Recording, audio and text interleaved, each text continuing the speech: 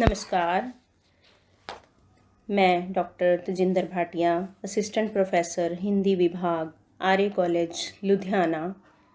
आज BA semester 6 के अंतर्गत आने वाली कहानी आंसुओं की होली की तात्विक समीक्षा करने जा रही हूँ। आंसुओं की होली कहानी के लेखक मुंशी प्रेमचंद जी हैं। मुंशी प्रेमचंद का संक्षिप्त साहित्यिक परिचय इस प्रकार है। मुंशी प्रेमचंद का जन्म बनारस के पास लमही नामक गांव में एक कुलीन कायस्थ परिवार में हुआ। प्रेमचंद का संपूर्ण जीवन आर्थिक संकटों से पूर्ण रहा। मैट्रिक के बाद आपने स्कूल में अध्यापन कार्य आरंभ किया, साथ साथ पढ़ते भी रहे। आर्थिक समस्याओं से जूझते हुए आपने बीए की परीक्षा पास की। बाद में आपने गांधी जी के प्रभाव में आकर 20 वर्ष की सरकारी नौकरी भी छोड़ दी। हिंदी साहित्य में कथा सम्राट माने जाने वाले प्रेमचंद जी का मूल नाम धनपत राय था। इन्होंने अपनी साहित्यिक यात्रा का प्रारंभ उर्दू से किया। उर्दू में ये नवाब राय नाम से लिखते थे और बाद में खड़ी बोली हिंदी में लिखने लगे। प्रेमचंद के समस्त लेखन का मूल स्वर है समाज सुधार। इन्होंने अपने साहित्य में सामाजिक रूढ़ियों तथा कुरीतियों, किसानों की दयनीय स्थिति, सामाजिक बंधनों में तड़पती व्याकुल नारी तथा राजनीतिक उथल पुथल का मार्मिक चित्रण किया है। इनकी दृष्टि में कला का उद्देश्य मनोरंजन नहीं, सामाजिक उपादेयता है। दलित, गरीब और शोषित के प्रति आंतरिक संवेदना से ओतप्रोत इनके उपन्यास तथा कहानियाँ पाठक के मन में केवल करुणा ही नहीं जगाते, वरन उसे गलत सही के बीच भेद कर आदर्श की प्रेरणा भी देते हैं। गांधी जी के प्रभाव से इनके प्रारंभिक कथा साहित्य में आदर्शों उन्मुख यथार्थ के दर्शन होते हैं, किंतु बाद में वे यथार्थ की ओर मुड़े और इनके गांधीवादी से मोहभंग का प्रमाण है। प्रेमचंद जी ने अपने साहित्यिक जीवन में करीब 1 दर्जन उपन्यासों की रचना की, जिसमें गोदान, गबन, कर्मभूमि, रंगभूमि, सेवा सदन जैसे कालजयी कृतियां शामिल हैं। उपन्यासों के साथ साथ कहानी विधा पर भी ये अनन्य साधारण अधिकार रखते थे। इन्होंने 300 से अधिक कहानियों की रचना की है, जिनमें कफन, पूस की रात, सवा सेर गेहूं, बूढ़ी काकी, पंच परमेश्वर, बड़े घर की बेटी, सदगति जैसी कहानी साहित्य का मील का पत्थर बनी कहानियां शामिल हैं। प्रस्तुत कहानी आंसुओं की होली के प्रमुख तत्व इस प्रकार हैं। कथानक अथवा कथा वस्तु, पात्र एवं चरित्र चित्रण, संवाद योजना, देशकाल तथा वातावरण, भाषा शैली, उद्देश्य। कथानक अथवा कथा वस्तु। कथानक में कहानी का संक्षिप्त सार, कहानी की कथा वस्तु का गुण और उसका आरंभ, विकास और चरम सीमा की स्थितियां और कथानक की मौलिकता और उसकी सफलता के बारे में विचार किया जाता है। सर्वप्रथम कथानक अथवा कथा वस्तु में आंसुओं की होली कहानी का संक्षिप्त सार इस प्रकार है। आंसुओं की होली मुंशी प्रेमचंद की एक उल्लेखनीय कहानी है। इसमें कहानीकार ने पंडित श्रीविलास के विचित्र जीवन का वर्णन किया है। प्राय मानव त्योहार मनाने में इतना निमग्न हो जाता है कि उसे दूसरों के दुखों का ध्यान ही नहीं रहता, बल्कि दूसरों के दुखों को वह अपने आनंद में बाधा समझता है। जब तक मनुष्य को त्योहार मनाने के सही अर्थ का ज्ञान होता है, तब तक जीवन में काफ़ी देर हो चुकी होती है। लोग पंडित श्रीविलास को सिलबिल के नाम से पुकारते थे। उनका रहन सहन विचित्र प्रकार का था। सच तो यह है कि वह अव्यवस्थित जीवन ही जी रहा था। किसी भी त्योहार में वह रुचि नहीं लेता था।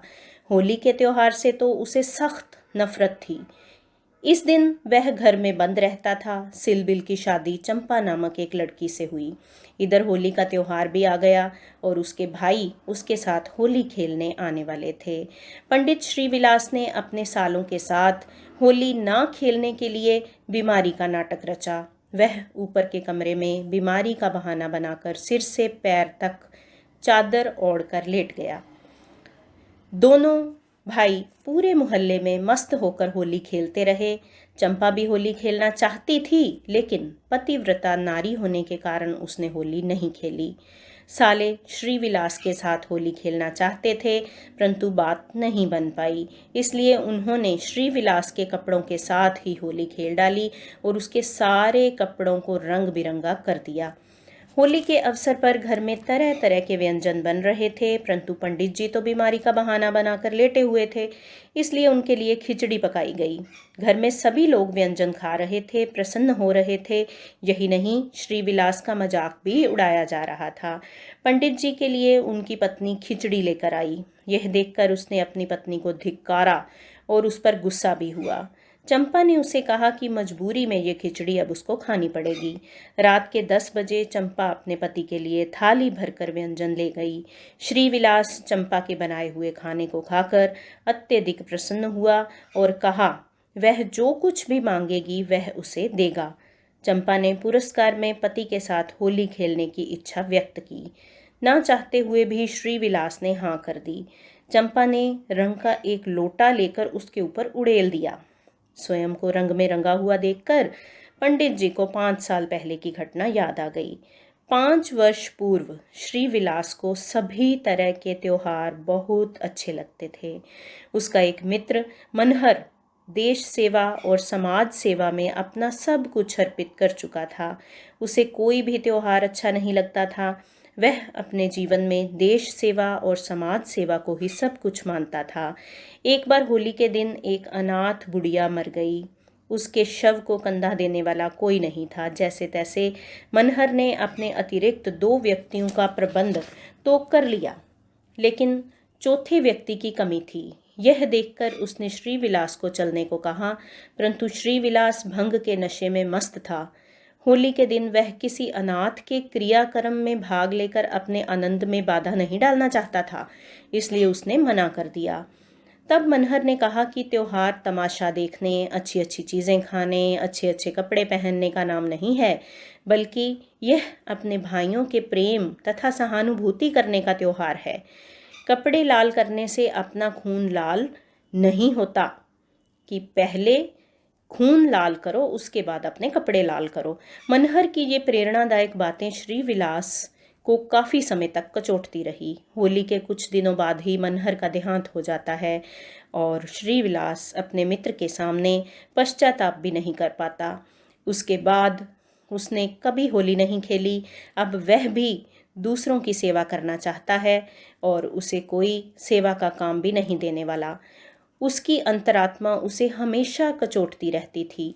श्रीविलास ने ईश्वर से न केवल मन से बल्कि कर्म से भी मनहर बनने की शक्ति मांगी। तो इस प्रकार ये कहानी अत्यंत भावुक कहानी है, वर्णनात्मक कहानी है। और क्योंकि मुंशी प्रेमचंद हिंदी साहित्य के सर्वश्रेष्ठ कहानीकार माने जाते हैं, उन्होंने लगभग 300 कहानियाँ लिखी हैं और अपनी कहानी कला को मानव समाज और मानव जीवन के सभी पक्षों से जोड़ने का सफल प्रयास किया है। प्रस्तुत कहानी में मनहर और श्रीविलास के कथानक के माध्यम से प्रेमचंद ने युवा पीढ़ी में व्याप्त कर्तव्यों की अनदेखी पर प्रकाश डाला है। प्रेमचंद के युग में ही अधिकांश युवक अपने देश और समाज के प्रति कर्तव्य से विमुख हो चुके थे। इसी संदर्भ में ये कहानी लिखी गई थी। कथानक अत्यंत संक्षिप्त है, मौलिक है, रोचक, विश्वसनीय और जिज्ञासावर्धक है। क्योंकि कथा वस्तु कहानी का सर्वाधिक महत्वपूर्ण तत्व माना गया है और कहानी का सारा ढांचा कथानक पर ही खड़ा होता है, तो कथानक के बिना कहानी हो ही नहीं सकती। कहानी की कथा वस्तु संक्षिप्त, मौलिक, रोचक, विश्वसनीय और जिज्ञासावर्धक होनी जरूरी है। प्रस्तुत कहानी का कथानक संक्षिप्त होने के साथ साथ रोचक भी है, विश्वसनीय भी है और जिज्ञासा बढ़ाने वाला भी है। इसमें आरंभ, विकास और चरम सीमा तीनों स्थितियां देखी जा सकती हैं। जैसे जैसे कथानक आगे बढ़ता है, श्रीविलास के मन में छिपी हुई कमजोरी उसके व्यक्तित्व को और अधिक कमजोर बनाती जाती है, परंतु चंपा द्वारा रंग डालने से उसके मन की कायरता धुल जाती है और वह अपने मित्र मनहर के समान कर्मशील बनने की प्रतिज्ञा करता है। प्रस्तुत कहानी का कथानक अत्यधिक संक्षिप्त और मौलिक है। जैसे जैसे कहानी आगे बढ़ती है, पाठक की जिज्ञासा भी आगे बढ़ती जाती है। अतः कथानक सब तरह से एक सफल कथानक कहा जा सकता है और इसमें कथानक में पाई जाने वाली जितनी विशेषताएं हैं वो इसमें देखी जा सकती हैं। कहानी का दूसरा प्रमुख तत्व है पात्र एवं चरित्र चित्रण। पात्र योजना कहानी में बहुत ही सफल बन पड़ी है और पात्रों के माध्यम से कहानीकार ये स्पष्ट करता है कि मानव का चरित्र और व्यक्तित्व परिस्थितियों से प्रभावित और परिवर्तित होता है। प्रस्तुत कहानी में 3 प्रमुख पात्र हैं, श्रीविलास, चंपा तथा मनहर। चंपा के 2 भाई गौण पात्र हैं। श्रीविलास ही कहानी का प्रमुख पात्र है और बड़ी स्पष्टता से उसका जो चरित्र है वो इसमें कहानीकार ने दर्शाया है। उसके चरित्र की कुछ प्रमुख विशेषताएं संक्षिप्त रूप में इस प्रकार हैं। व्यक्तिगत परिचय के रूप में श्रीविलास एक साधारण पुरुष है। उसके मन में जीवन के प्रति कोई विशेष उत्साह नहीं है। मित्रों में वह सिलबिल के नाम से जाना जाता है। वह कभी भी कोई त्योहार नहीं मनाता।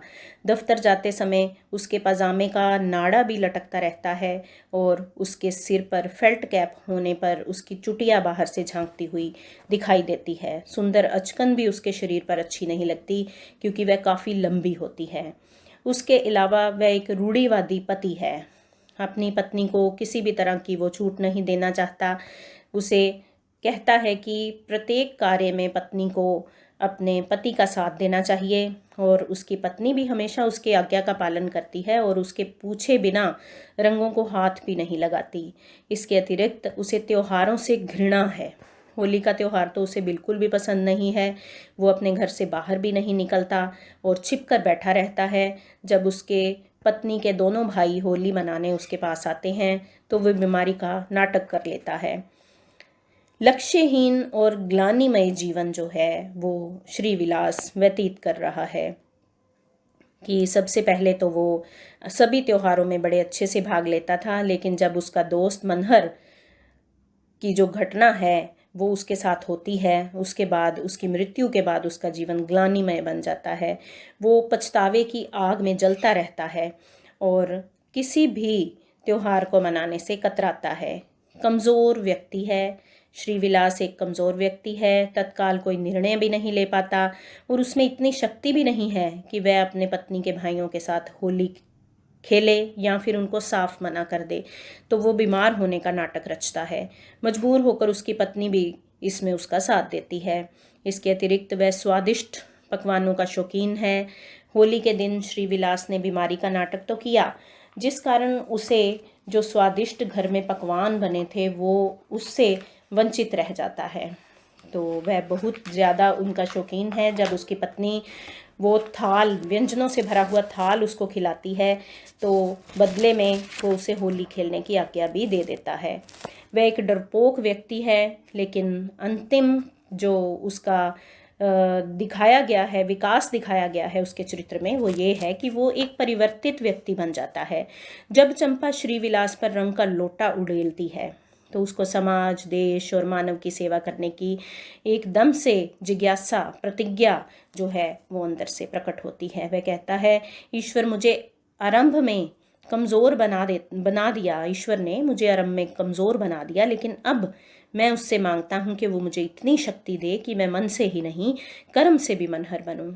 तो पत्नी द्वारा रंग डाले जाने पर उसमें एक अप्रत्याशित परिवर्तन होता है और उसके मन की सारी कायरता उसके आंसुओं के माध्यम से धुल जाती है। तो आंसुओं की होली में वो पूरी तरह से सराबोर हो जाता है और एक कर्मशील युवक बनने की प्रेरणा उसको मिलती है।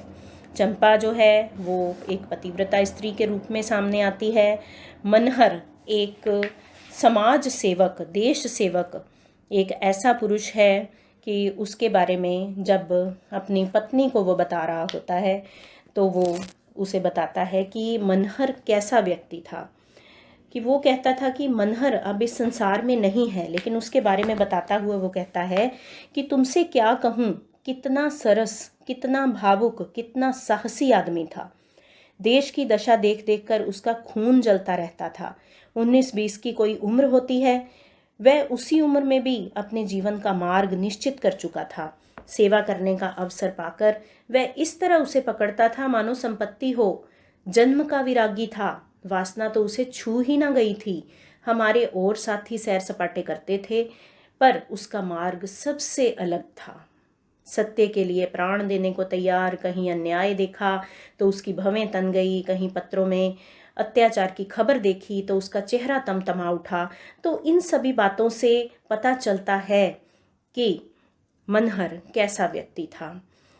एक और जगह पर जब उसकी भावुकता और उसकी सहानुभूति और दूसरों के प्रति प्रेम, सेवा का भाव पता चलता है, जब वो श्रीविलास से कहता है कि बुढ़िया की मृत्यु पर उसको कांधा देने के लिए, उसकी लाश को कांधा देने के लिए वो उसको बुलाने के लिए आता है, तो कहता है, उसने मेरा हाथ पकड़कर कहा, तुम अच्छे वक्त पर आ गए, नहीं तो मुझे जाना पड़ता।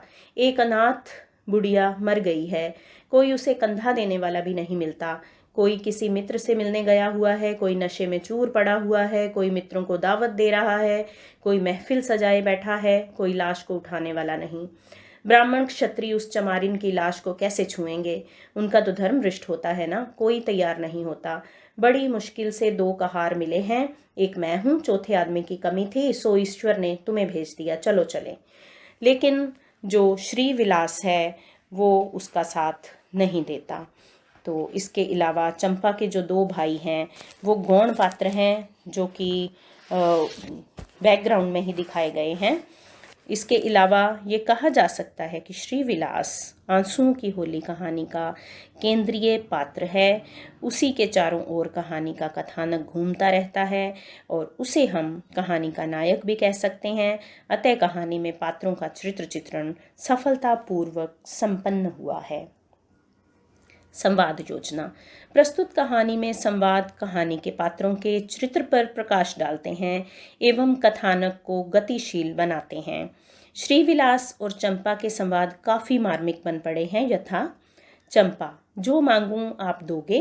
श्रीविलास, दूंगा, जनेऊ की कसम खाकर कहता हूँ। चंपा, ना दो तो मेरी बात जाए। श्रीविलास, कहता हूँ भाई, अब कैसे कहूँ, क्या लिखा पढ़ी कर दूँ? चंपा, अच्छा तो मांगती हूँ, मुझे अपने साथ होली खेलने दो। श्रीविलास का ये संवाद भी काफ़ी महत्वपूर्ण है। खुद आगे नहीं बढ़ सकता लेकिन पीछे चलने को तैयार हूँ, पर मुझसे कोई काम लेने वाला भी नहीं। लेकिन आज वह रंग डालकर तुमने मुझे उस धिक्कार की याद दिला दी। ईश्वर मुझे ऐसी शक्ति दे कि मैं मन से ही नहीं, कर्म से भी मनहर बनूं। इस प्रकार प्रस्तुत कहानी में संवाद महत्वपूर्ण तत्व बन पड़े हैं। देशकाल और वातावरण। प्रस्तुत कहानी का वातावरण इसे विश्वसनीय बनाता है। कहानीकार ने घटना, व्यापार और पात्र योजना के अनुसार ही अनुकूल वातावरण भी चित्रित किया है, जिससे यह कहानी सफल और स्वाभाविक बन पड़ी है। उदाहरण स्वरूप, होली का दिन है, बाहर हाहाकार मचा हुआ है। पुराने ज़माने में अबीर और गुलाल के सिवा कोई और रंग न खेला जाता था। अब नीले, हरे, काले सभी रंगों का मेल हो गया है और इस संगठन से बचना आदमी के लिए तो संभव नहीं है, देवता बचें। सिलबिल के दोनों साले मोहल्ले भर के मर्दों, औरतों, बच्चों और बूढ़ों का निशाना बने हुए थे। भाषा शैली। अगला महत्वपूर्ण कहानी का तत्व है भाषा शैली। सामान्य बोलचाल की भाषा का प्रयोग इसमें किया गया है। शब्द और वाक्य विन्यास पूर्णतया अनुकूल और पात्रानुकूल हैं तथा प्रसंगानुकूल हैं। कहीं कहीं पर उर्दू भाषा का प्रयोग हुआ है, क्योंकि मुंशी प्रेमचंद इससे पहले उर्दू भाषा में लिखा करते थे। मुहावरों और कहावतों का भी उचित प्रयोग किया गया है। वर्णनात्मक और भावात्मक शैली का अधिकतर प्रयोग हुआ है। भाषा शैली का एक उदाहरण प्रस्तुत है। कोई इस संसार व्यापी रोग का पता लगाए तो ऐतिहासिक संसार में अवश्य ही अपना नाम छोड़ जाए। पंडित जी का नाम तो श्रीविलास था, पर मित्र लोग सिलबिल कहा करते थे। नामों का असर चित्र पर कुछ न कुछ पड़ जाता है। बेचारे सिलबिल सचमुच ही सिलबिल थे। दफ्तर जा रहे हैं मगर पजामे का इजार बंद नीचे लटक रहा है। सिर पर फेल्ट कैप है पर लंबी सी चुटिया पीछे झांक रही है। अचकन यूं तो बहुत सुंदर है, कपड़ा फैशनेबल, सिलाई अच्छी, मगर जरा नीची ही है। न जाने उन्हें त्योहारों से क्या चिढ़ थी। अंतिम महत्वपूर्ण तत्व है उद्देश्य। आंसुओं की होली कहानी एक सौदेश्य कहानी है। इसे सामाजिक और चरित्र प्रधान कहानी कहा जा सकता है। इस कहानी में कहानीकार ने एक कमज़ोर संकल्प वाले युवक का वर्णन किया है जो अपने मित्र मनहर के द्वारा होली के दिन धिक्कारे जाने पर त्योहारों में भाग लेना बंद कर देता है, परंतु पत्नी द्वारा रंग डाले जाने पर उसके अंदर की कायरता धुल जाती है और वह एक कर्मशील और सेवापरायण युवक बनने की प्रतिज्ञा करता है। इस प्रकार महान कहानीकार मुंशी प्रेमचंद इस कहानी द्वारा यह संदेश भी देते हैं कि त्योहार जहाँ एक और मस्ती, आनंद और सुख देते हैं, वहीं दूसरी ओर हमारे अंदर व्रत, तप, त्याग और भाईचारे की भावनाएं भी उत्पन्न करते हैं। इस प्रकार कहा जा सकता है कि आंसुओं की होली कहानी में सभी तत्वों का खूब निर्वाह हुआ है। अतः यह कहानी मुंशी प्रेमचंद की अन्य कहानियों की भांति अत्यधिक सफल बन पड़ी है। धन्यवाद।